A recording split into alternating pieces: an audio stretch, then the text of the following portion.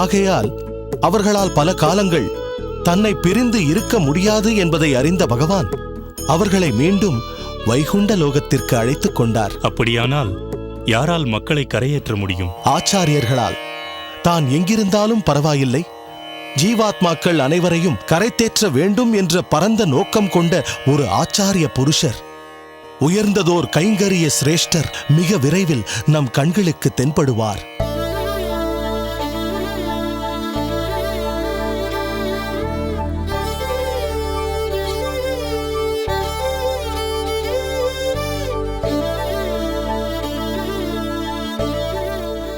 பெருமாளுக்கு செய்யும் அனைத்து சேவைகளும் கைங்கரியமே.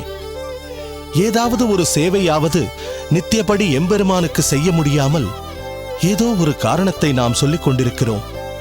ஆனால் தம் சரீரத்தால் பல சேவைகளை செய்து கைங்கரியத்தின் உச்சமாக விளங்குபவர் அந்த ஆதிசேஷன். எதை வைத்து சொல்கிறீர்கள் சுவாமி? பொய்கை ஆழ்வாரின் பாசுரமே அதற்குச் சான்று.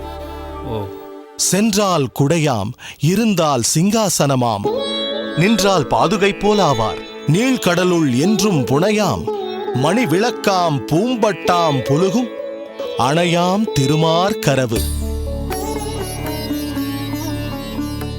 பெருமாள் நடந்து செல்லும் போது குடை, அமர்ந்து கொண்டால் சிம்மாசனம், நின்றால் மரநிழல் போலாவார், நீண்ட பார்க்கடலில் துயிலும் போது பட்டு போன்ற மெத்தை. அப்படி ஒரு கைங்கரிய சேவையை ஆதிசேஷன் செய்து கொண்டிருக்கிறார்.